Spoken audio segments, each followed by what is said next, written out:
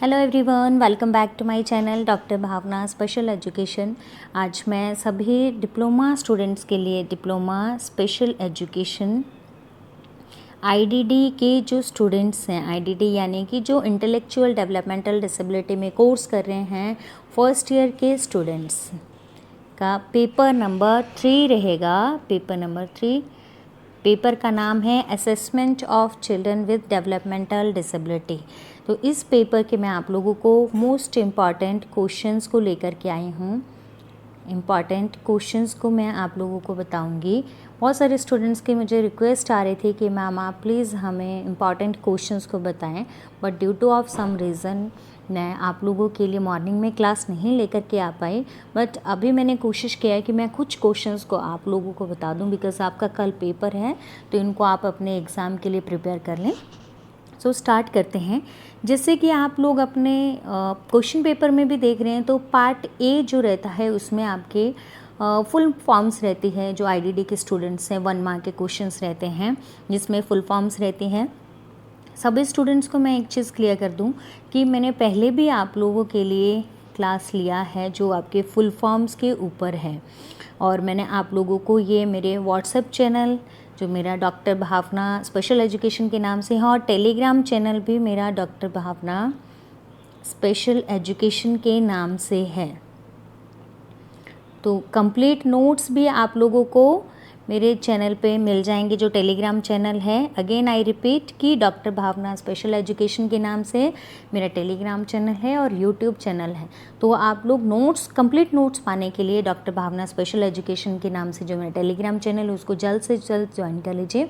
और क्लासेस में मैंने उसी पर ही शेयर किए जो फुल फॉर्म्स की है, और कंप्लीट मैंने आप लोगों की जितने भी फुल फॉर्म्स बनते थे रिलेटेड टू दिस पेपर मैंने आज ही आप लोगों को शेयर किए हैं।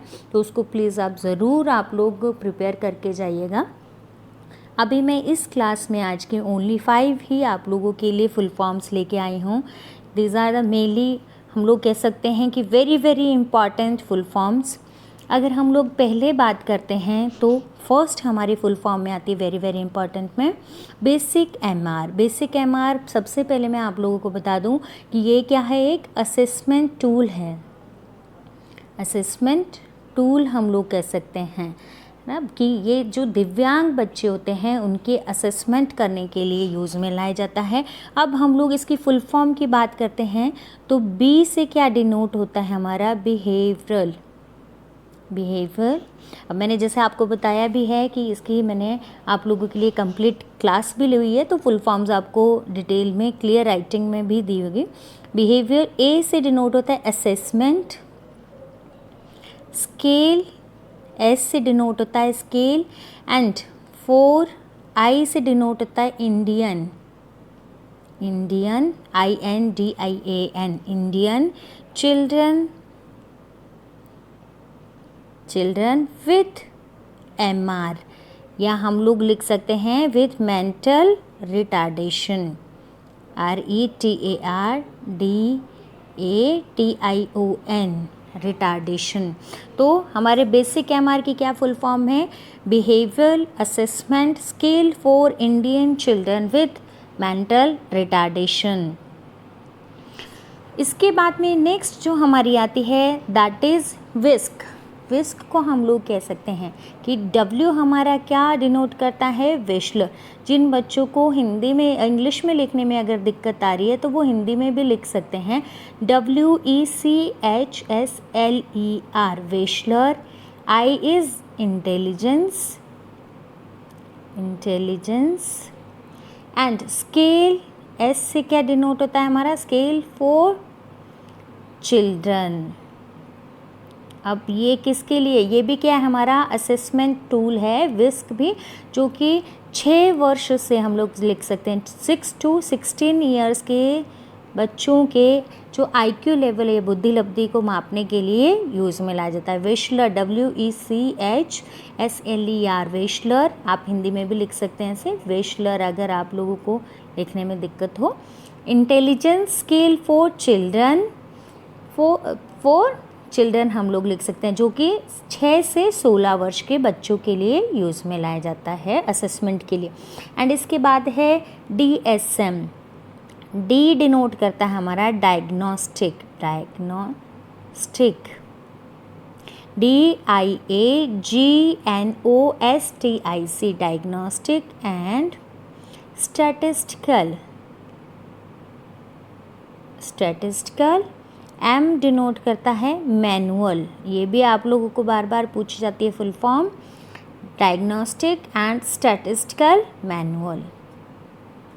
एंड इसके बाद में ICF, आई क्या डिनोट करता है हमारा इंटरनेशनल,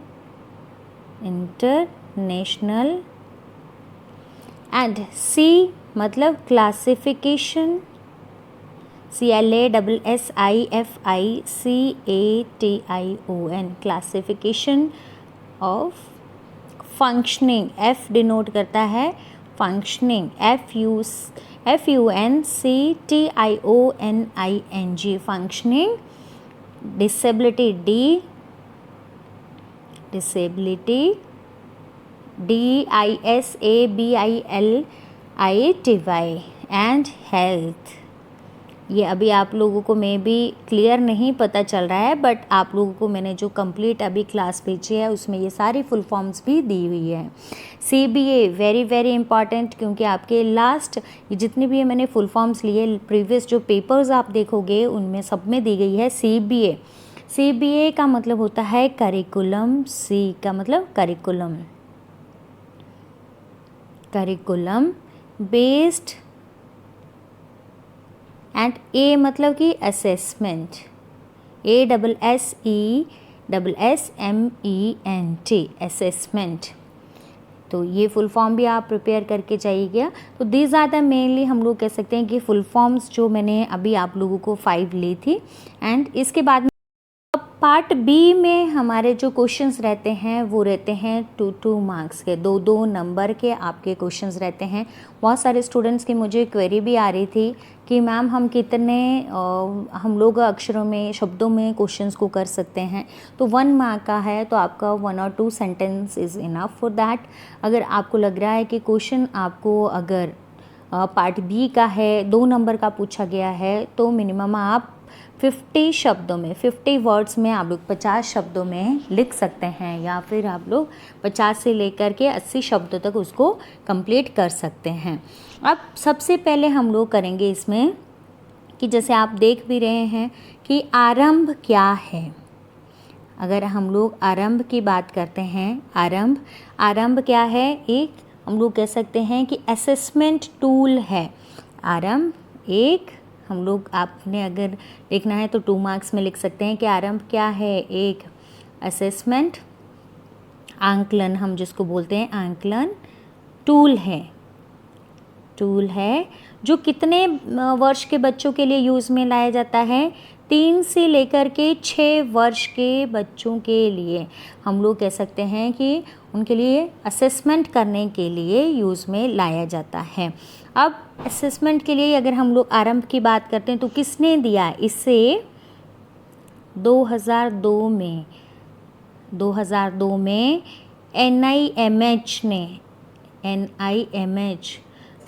NIMH का मतलब होता है national institute of mental handicapped, यानी कि जो बौद्धिक अक्षम बच्चे होते हैं उनके लिए राष्ट्रीय तौर पर जो हम लोग कह सकते हैं कि इंस्टीट्यूट बनाया गया है, वो national institute of mentally handicapped 2002 में इसको विकसित किया गया है, जो आरंभ टूल है। और किसने इसको दिया है, जयंती नारायण। ज़्यादा डिटेल के लिए आप लोग नोट्स मैंने आप लोगों को इस पेपर के कंप्लीट भेज दिए हैं टेलीग्राम चैनल पे, वहाँ पे भी ले सकते हैं। जयंती नारायण और शैलजा राव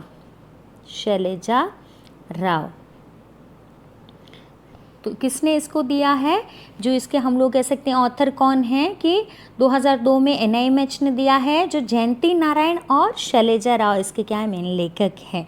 अब हम लोग बात करते हैं कि जो आरंभ टूल है यह विशेष आवश्यकता वाले बच्चों को विशेष कक्षा के साथ में हम लोग कह सकते हैं कि साथ साथ नियमित कक्षा में जो बालक हैं उनके लिए भी यूज़ में लाया जाता है। अब हम लोग अगर बात करते हैं कि ये कितने वर्ष के लिए हैं, तो हमने पहले भी पता कर लिया कि जो प्री प्राइमरी लेवल के बच्चे, प्री प्राइमरी लेवल हमारा रहता है 3 to 6 ईयर्स का, 3 से 6 प्रारंभिक वर्षों में यूज़ में लाया जाता है, 3 से 6 वर्ष के बच्चों के लिए, जिसमें एकेडमिक हम लोग कह सकते हैं, एकेडमिक शैक्षणिक तत्परता संबंधी हम लोग कह सकते हैं कौशलों का पता करने के लिए, और कितना हम लोग कह सकते हैं कि स्कूल जाने से पहले बच्चे के लिए कौन कौन से हम लोग कह सकते हैं कि प्री रिक्विजिट्स हैं, उसका पता करने के लिए इस टूल को यूज़ में लाया जाता है। और जब हम बच्चे का आंकलन कर लेते हैं, देन आफ्टर दैट हम बच्चे के लिए योजना को तैयार करते हैं कि किस तरह से बच्चे को शिक्षा प्रदान की जाए। अब हम लोग अगर बात करते हैं कि मेनली इसमें कितने एरियाज़ हैं डोमेन की, तो 5 क्षेत्र हैं इसमें। आप लोगों को 2 मार्क्स में पूछा है तो आप 5 क्षेत्र लिख सकते हैं, जिसमें एक तो आपका वार्तालाप आता है, वार्तालाप है ना, सेकंड आता है गेम, एंड थर्ड आता है सॉन्ग, सॉन्ग हिंदी में ही लिख रही हूँ मैं इसको, song, and fourth is Kavita, poem हम जिसको बोलते हैं, एंड फिफ्थ है क्रिएटिव, क्रिएटिव। तो ये 5 मेनली डोमेन्स हैं जो आप लिख सकते हैं कि कौन कौन से इसमें डोमेन्स दिए गए हैं। अब ये तो हमारा फर्स्ट क्वेश्चन था। अगेन आई रिपीट कि मोर डिटेल के लिए आप प्लीज़ टेलीग्राम पे जो नोट्स भेजे हैं उनमें ज़रूर आप लोग उन नोट्स को पढ़ें। अब सेकंड क्वेश्चन है असेसमेंट। अगर हम लोग असेसमेंट की बात करते हैं कि असेसमेंट क्या है, असेसमेंट को अगर हम लोग हिंदी में जाने तो असेसमेंट क्या है, आंकलन, जैसे लिखा भी हुआ है। आंकलन क्या है, एक डेटा गैदरिंग प्रोसेस है। डेटा गैदरिंग प्रोसेस मतलब कि आंकड़े एकत्र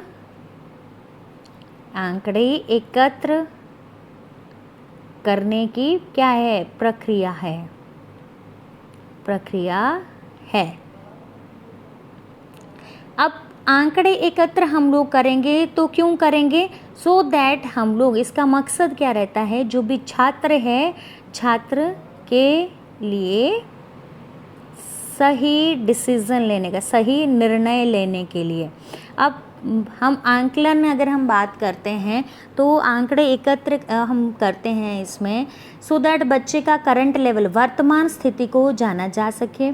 वर्तमान स्थिति यानी बच्चे का क्या लेवल है, और on the basis of that हम लोग निर्णय लेते हैं कि बच्चे को क्या सिखाना है।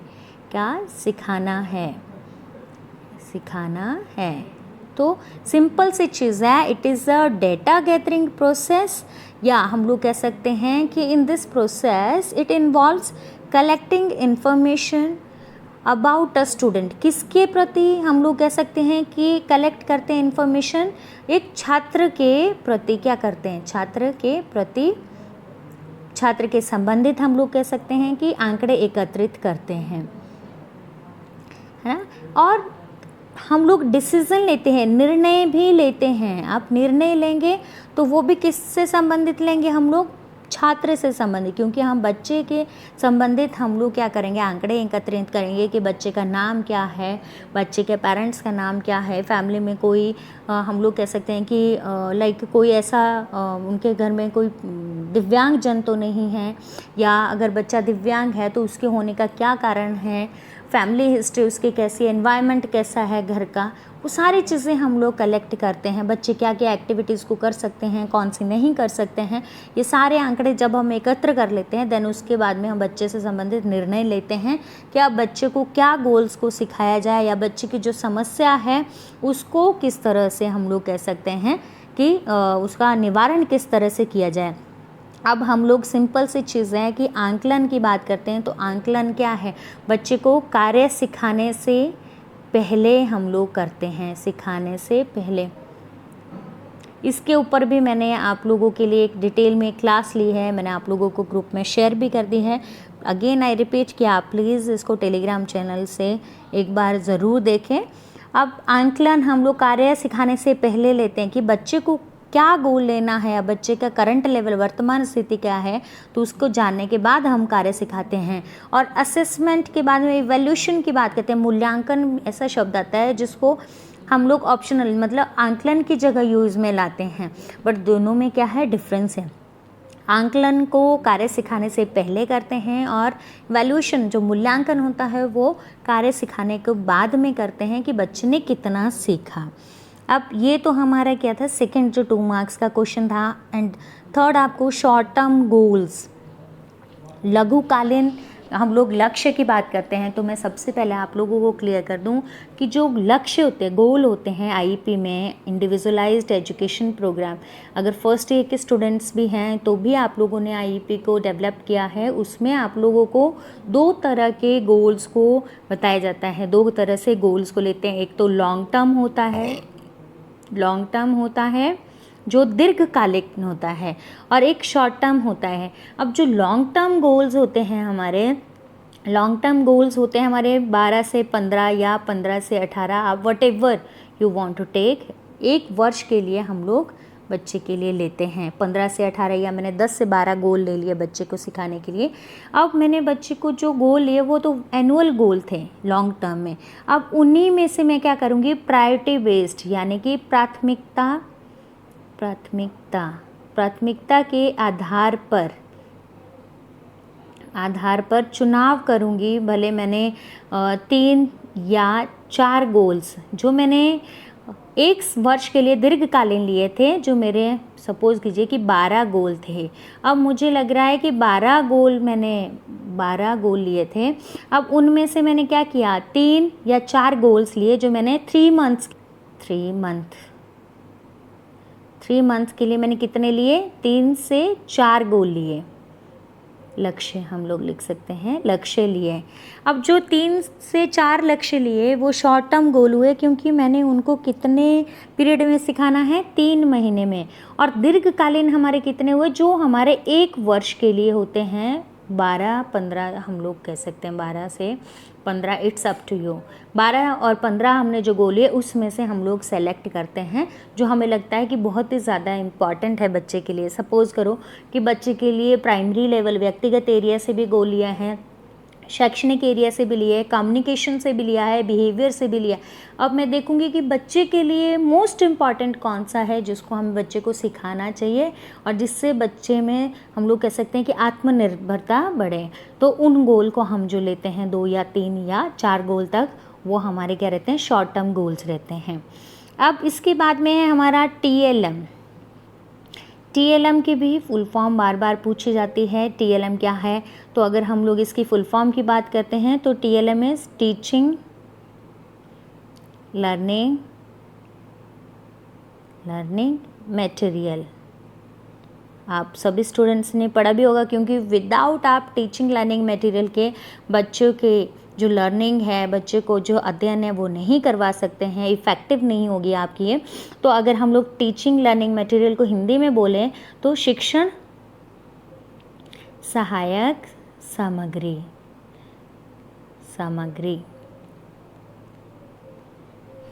है ना। अब शिक्षण सहायक सामग्री, अब सिंपल सी चीज़ है, आप जैसे स्टूडेंट्स भी हैं तो एक तो अगर आप लोगों को कोई teacher without using any kind of TLM, आप टीचिंग लर्निंग मटेरियल का कोई टीचर आपके लिए यूज़ नहीं कर रहा है, सिंपल से आता है और क्वेश्चन आंसर्स को बता देता है या बोलता है, तो आप लोग इंटरेस्ट नहीं लोगे उसमें। अब कहीं अगर कोई टीचर आता है, चार्ट है या फिर मॉडल पेपर है या चार्ट है या फिर फ्लैश कार्ड है या फिर कोई भी अट्रैक्टिव मटेरियल है, प्रोजेक्टर पे दिखा रहा है, तो आपका कहीं ना कहीं क्या होगा, टीचिंग क्या होती है, इफ़ेक्टिव होती है। और उसी तरह से हम लोग कह सकते हैं जो लर्निंग है वो भी क्या होगी, प्रभावशाली होती है ना। एंड सेकंड हम लोग कहते हैं तो बच्चे का इंटरेस्ट भी बनता है। अगर कोई टीचर हमारे लिए चार्ट के माध्यम से पढ़ाता है, अट्रैक्टिव चार्ट है, मटेरियल है, तो कहीं ना कहीं स्टूडेंट्स क्या होते हैं उसमें सीखने के लिए क्या रहते हैं, अपना इंटरेस्ट दिखाते हैं, एंथुसियाज्म हम बोल सकते हैं कि उत्सुकता दिखाते हैं। तो सिंपल सी चीज़ है कि एक तो टीचिंग लर्निंग प्रोसेस क्या होता है, इफ़ेक्टिव होता है, बच्चे इंटरेस्ट दिखाते हैं, रेडीनेस बढ़ती है बच्चे को, और बच्चा के कहीं ना कहीं जो कंसेप्ट क्लैरिटी होती है, आपको 2 पूछे हैं लेकिन मैंने ज़्यादा ही बताए हैं, कंसेप्ट क्लैरिटी होती है, आपका कंसेप्ट भी क्या रहते हैं, क्लियर, कहीं ना कहीं बच्चे का कंसेप्ट मिलता है। एंड इसके बाद में है टास्क एनालिसिस, कार्य विश्लेषण को हिंदी में कहते हैं, कार्य विश्लेषण को हिंदी में टास्क एनालिसिस। टास्क एनालिसिस या कार्य विश्लेषण क्या है, छोटे छोटे भागों में कार्य को बांटना। अब आप लोगों को, आपने टीचिंग स्ट्रैटेजीज आप लोग देख सकते हैं, जब मैंने यूट्यूब चैनल स्टार्ट किया था, I think that was the second class, दूसरी क्लास थी वो मेरी, तो आप उसमें देखेंगे टीचिंग स्ट्रैटेजीज मैंने बताई है। तो टीचिंग स्ट्रैटेजी में फर्स्ट जो हमारी आती है टास्क एनालिसिस आती है, कि कोई भी कार्य है उसको छोटे छोटे भागों में सरल और आसान तरीके से बांटना, उसको क्या कहते हैं, कार्य विश्लेषण। जैसे हमने बच्चे को कोई भी कार्य सिखाना है, जैसे सपोज़ मैंने ब्रशिंग करना सिखाना है, तो मैं एक बारी में ही सारे इंस्ट्रक्शंस को नहीं दूंगी, मैं एक एक करके जैसे बच्चे को बोलूँगी सबसे पहले बेसिन के पास जाओ, ब्रश को उठाओ, ब्रश पे आप पेस्ट को अप्लाई करो, प्लस आप ब्रश को गीला करो, ब्रश को गीला करने के बाद फ्रंट के टीथ को साफ़ करो, साइड के जाव को साफ़ करो, अपर जाव को साफ़ करो, और उसको वाटर की हेल्प से क्या है उसको क्लीन करके प्रॉपर प्लेस पे रखो। तो ऐसे आप हर कार्य को क्या करोगे, छोटे छोटे पार्ट्स में सिंपल और हम लोग कह सकते हैं सरल तरीके से उसको बांटेंगे छोटे छोटे भागों में। तो ये तो हमारे क्या थे, 5 हमारे जो छोटे छोटे क्वेश्चंस रहते हैं, आपने जो 2 मार्क्स के क्वेश्चंस थे। और इसके अलावा पार्ट सी भी दिया गया है आपका, जैसे कि आपको एग्ज़ाम में जो 4 क्वेश्चंस रहते हैं वो आपको पार्ट सी से करने रहते हैं, और हर क्वेश्चन आपका कितने का रहता है, 5 मार्क्स का रहता है। तो आपको अब क्वेश्चंस ये भी पूछा जाता है बच्चों का कि हम मैम कितने पेजेस लिखें, तो एटलीस्ट आप लोगों के 3 से 4 पेजेस आप लोगों को लिखने मस्ट रहते हैं, देन आपको अच्छे मार्क्स मिलते हैं उसके। फ्रंट बैक इस तरह से हम लोग कर सकते हैं। फर्स्ट क्वेश्चन इसमें पूछा गया है कि रचनात्मक मूल्यांकन और योगात्मक मूल्यांकन के बारे में बताएं। रचनात्मक मूल्यांकन को हम लोग कहते हैं कि फॉर्मेटिव, FORMATIVE, फॉर्मेटिव इवैल्यूएशन।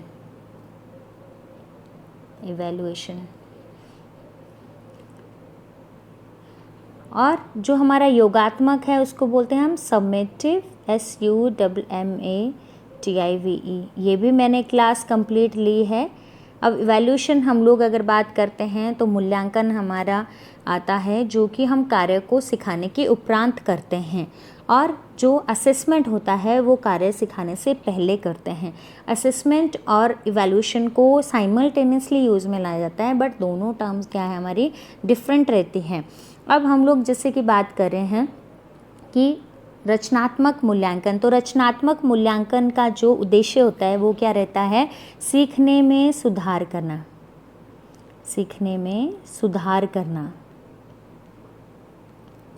करना। जबकि जो हमारा योगात्मक मूल्यांकन है इसका उद्देश्य क्या रहता है, उपलब्धि का माप करना रहता है कि कितना बच्चे ने अचीव किया, उसका हम लोग कह सकते हैं कि माप करने को योगात्मक मूल्यांकन कहते हैं। अब रचनात्मक जो मूल्यांकन है वो क्या रहता है, प्रत्येक पाठ के दौरान होता है। प्रत्येक पाठ मतलब मैंने बच्चे को अगर कोई भी टॉपिक को पढ़ाया उसके बाद में मैं बच्चे को पूछूंगी कि आपको कितना समझ में आया, तो वो हमारा रचनात्मक मूल्यांकन होता है।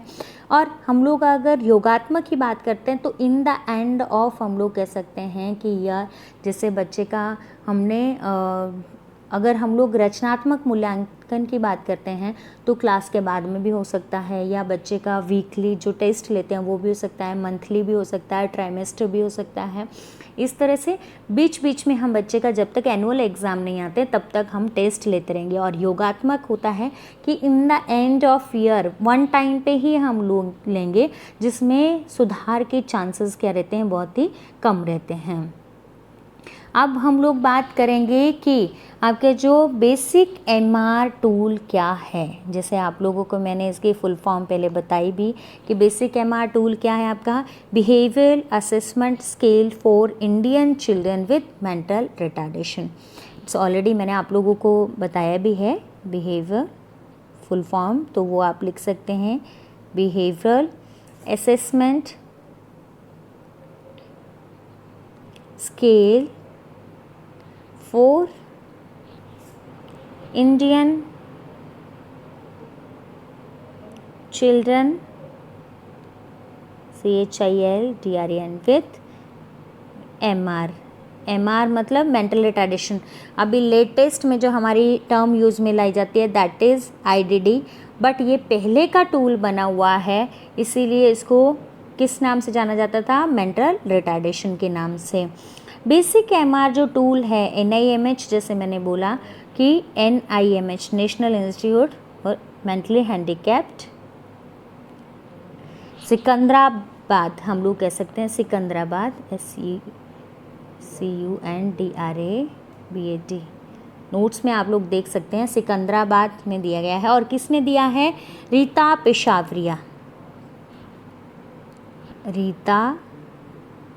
पेशावरिया। ये आप लोगों को बार बार क्वेश्चन प्रैक्टिकल में भी पूछे जाते हैं एज वेल एज आपके थ्योरी में भी पूछे जाते हैं। और वेंकटेश हिंदी में भी लिख सकते हैं आप लोग, वेंकटेश ने दिया है। ठीक है, अब इसका अगर हम लोग यूज़ की बात करते हैं तो बेसिक एमआर जो टूल है इसको 3 से लेकर के 16 या फिर 18 वर्ष के बच्चों के लिए यूज़ में लाया जाता है, उनके वर्तमान स्तर को जानने के लिए कि उनका वर्तमान स्तर क्या है, उसके लिए उनकी असेसमेंट करने के लिए यूज़ में लाया जाता है। मेनली इसके कितने क्षेत्र हैं, जैसे अभी इसमें क्षेत्र पूछा गया, इसको डोमेन भी बोलते हैं इंग्लिश में, और एरिया भी बोलते हैं, और हिंदी में क्या बोलते हैं, इसको क्षेत्र बोलते हैं। तो कितने क्षेत्र हैं, 7 है। अगर आप लोगों ने बच्चों के साथ काम किया है तो आप लोग देखेंगे उसमें, तो फर्स्ट कौन सा है, क्षेत्रों की बात की गई है, गामक, और सेकंड हम लोग क्या कहते हैं, ADL जो है दैनिक जीवन के क्रियाकलाप, ADL activity of daily living, दैनिक जीवन के क्रियाकलाप। एंड थर्ड जो है एरिया वो क्या है, भाषा, language and communication. And fourth इसमें हम लोग पठन लेखक, जिसको हम लोग कहते हैं रीडिंग राइटिंग, फोर्थ हमारा एरिया है। आप लोग नोट्स में भी प्लीज़ देख लीजिएगा। एंड फिफ्थ है संख्या लेखन। अब संख्या हम लोग कह सकते हैं कि जो नंबर आते हैं हमारा, संख्या या समय, ठीक है। एंड सिक्स्थ जो एरिया है घरेलू या सामाजिक, जिसको हम हिंदी में इंग्लिश में कहते हैं घरेलू को domestic and social area.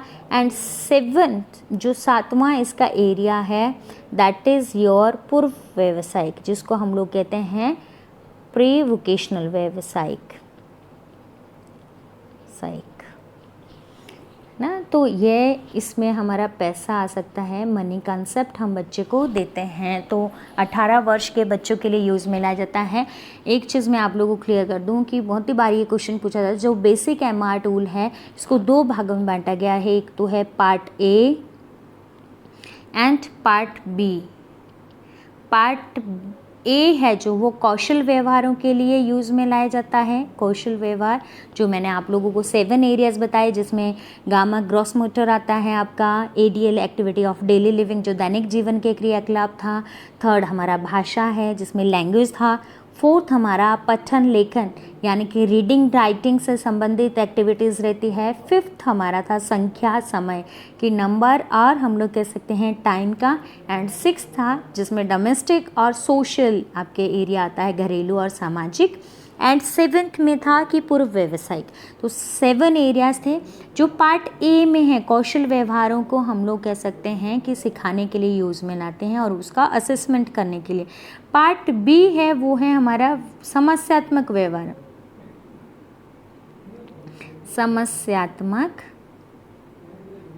समस्यात्मक problem behaviour को पता करने के लिए और उसका सुधार करने के लिए हम लोग कह सकते हैं कि पार्ट बी को यूज़ में लाया जाता है। अब हम लोग अगर बात करते हैं कि पार्ट बी में है तो मेनली 10 एरियाज़ उसके रहते हैं जिसकी मैंने क्लास भी ली है। अगर आप लोग ऑटिज़म बच्चों के प्रॉब्लमेटिक बिहेवियर की बात करते हैं जिसमें हमारा फियर आता है, या हम लोग बात करते हैं कि डिस्ट्रक्टिव बिहेवियर तोड़ फोड़ वाला व्यवहार है, या ऑड बिहेवियर है, या इस तरह के बहुत सारे बिहेवियर्स है, हाइपर एक्टिविटी है, हाइपर एक्टिविटी बोलते हैं अति चंचलता को। तो वो सारे बिहेवियर हमारे जो पार्ट बी में रहते हैं समस्यात्मक व्यवहार उसका पता करने के लिए करते हैं। एंड क्वेश्चन नंबर 3 है, तो अभी मैं ज़्यादा डिटेल में आप लोगों को नहीं बता पाऊँगी ड्यू टू ऑफ हम लोग कह सकते हैं कि टाइम की शॉर्टेज की वजह से। 3 आप लोग क्वेश्चन को प्रिपेयर कर सकते हैं कि आंकलन में विशेष शिक्षक की क्या भूमिका है। आंकलन में अगर हम लोग स्पेशल एजुकेटर असेसमेंट में तो बहुत ही महत्वपूर्ण भूमिका रहती है, क्योंकि जो विशेष अध्यापक है वो जो हम लोग बात करते हैं दिव्यांग बच्चा है उससे संबंधित आंकड़ों को एकत्रित करता है। जैसे हमने आंकलन की बात की है, बच्चे का क्या लेवल है, वर्तमान स्थिति क्या है उसके लिए कौन कौन से गोल्स को सेलेक्ट करना है, आईईपी को कैसे डेवलप करना है, कौन कौन से टीचिंग मेथड्स हैं जिनका यूज़ बच्चे को पढ़ाने के लिए यूज़ में लाना है, टीचिंग लर्निंग मटेरियल को कौन सा हमने बच्चे को यूज़ में लाना है, वो सारी चीज़ें हमारी क्या रहती हैं, हम लोग कह सकते हैं कि स्पेशल एजुकेटर का रोल रहता है। एंड इसके बाद में मूल्यांकन इवैल्यूएशन की बात करते हैं तो हिंदी में हम लोग कहते हैं मूल्यांकन। तो ये भी क्या है, एक डेटा गैदरिंग प्रोसेस है। इसमें भी हम बच्चे को क्या करते हैं, बच्चे से संबंधित आंकड़ों को एकत्रित करते हैं। बट ये हम कब करते हैं, जब हम बच्चे को कार्य सिखाने के उपरांत, कार्य सिखाने के बाद में हम लोग मूल्यांकन करते हैं के बाद में। अब आंकलन मैंने जैसे आपको बोला था कि मूल्यांकन की जगह यूज़ में लाया जाता है, बट दोनों डिफरेंट थिंग्स हैं। आंकलन हम लोग कार्य सिखाने से पहले करते हैं और मूल्यांकन कार्य सिखाने के बाद में, कि बच्चे ने कितना सीखा, बच्चे से संबंधित आंकड़ों को एकत्रित करते हैं और बच्चे ने कितना सीखा उसके बाद में हम बच्चे के लिए क्या करते हैं, गोल्स को सेलेक्ट करते हैं। और बच्चे के लिए गोल्स को सेलेक्ट करते हैं, उसको क्या करते हैं, आत्मनिर्भर बनाते हैं। और प्रॉब्लम सॉल्विंग भी हम लोग कह सकते हैं कि प्रोसेस रहता है इवैल्यूएशन नाम का। अब इसमें पठन लेखन है या गणितीय कौशलों का परीक्षण की बात की गई है, तो there are so many of tools in the area of special education, यानी कि विशेष शिक्षा के क्षेत्र में बहुत सारे हमारे टूल्स हैं। जिसमें हमारे अगर हमने पहले तो हमने बेसिक एमआर टूल है, बेसिक एमआर, एमडीपीएस टूल है ना, और जैसे लर्निंग डिसेबल बच्चों के लिए डीटीएलडी टूल है। डीटीएलडी टूल हम बोलते हैं diagnostic test for learning disability. जो लर्निंग प्रॉब्लम रहती है, अधिगम अक्षमता संबंधी लिखने या पढ़ने संबंधी समस्या, उसके लिए यूज़ में लाया जाता है। एसएलडी टूल है, डीटीआरडी टूल है, डीटीआरडी टूल। ये diagnostic test for reading disorder हम लोग कह सकते हैं, डिसेबिलिटी, जिनको पढ़ने संबंधी समस्या होती है उनके लिए यूज़ में लाया जाता है। तो इस तरह से बहुत सारे हमारे हम लोग कह सकते हैं टूल्स हैं जिनका यूज़ करते हुए हम बच्चे के प्रॉब्लम्स का पता कर सकते हैं। एंड इसके बाद में नेक्स्ट क्वेश्चन है कि शिक्षण के दौरान स्क्रीनिंग टूल के क्षेत्र और हम लोग महत्व की व्याख्या कीजिए। तो इस क्वेश्चन को भी आप लोग प्लीज़ प्रिपेयर कर लीजिएगा। एंड 6th है हमारा बौद्धिक अक्षम बालकों का दस्तावेजीकरण करते समय प्रतिवेदन लेखन, रिपोर्ट राइटिंग एवं परीक्षण फल, जिसको हम लोग कहते हैं कि असेसमेंट रिपोर्ट की व्याख्या कीजिए। तो वो भी आप लोग एग्ज़ाम के लिए प्रिपेयर कर लीजिएगा। एंड इसके बाद में हमारा जो पार्ट डी का है, तो पार्ट डी में आप लोग देख सकते हैं कि आप लोगों को एक क्वेश्चन को अटेम्प्ट करना रहेगा जो आपका 10 मार्क्स का रहेगा। स्वलीनता से ग्रसित बच्चों को सीखने की शैलियों और नीतियों का आकलन किस प्रकार से करेंगे, यानी एंड नेक्स्ट कि विद्यालय में एक विशेष बच्चे का व्यक्तिगत शैक्षणिक कार्यक्रम तैयार करते समय शिक्षक द्वारा औपचारिक मूल्यांकन किस प्रकार किया जाएगा, यानी कि जो दिव्यांग बच्चा है उसके लिए कैसे आप आईईपी व्यक्तिगत शैक्षणिक प्रोग्राम मतलब कि आईईपी आप किस तरह से तैयार करेंगे, उसको आप लोगों को तैयार करना है और शिक्षक द्वारा किस तरह से मूल्यांकन प्रदान किया जाएगा वो भी। तो आईईपी का पूरा प्रोसेस आप लोग लिख सकते हैं। और इन क्वेश्चंस को मैंने कहीं ना कहीं आपको वीडियो के माध्यम से 1 बाय 1 करवाया भी है, तो आप डिटेल में वहाँ से आप लोग सीख सकते हैं। बिकॉज ड्यू टू मैं आप लोगों को बहुत डिटेल में नहीं बता पा रही हूँ, उसके लिए माफ़ी चाहती हूँ। सो सभी स्टूडेंट्स प्लीज़ इंपॉर्टेंट वीडियोज़ को पाने के लिए doctor Bhavna special education, doctor Bhavna special education नाम से मेरा जो चैनल है उसको आप लोग ज्वाइन कर लीजिए। और नेक्स्ट जो आगे के आपके पेपर्स हैं उनसे संबंधित कंटेंट मैं आप लोगों को अच्छे से प्रोवाइड करने की पूरी कोशिश करूँगी। So thank you so much and keep watching my videos.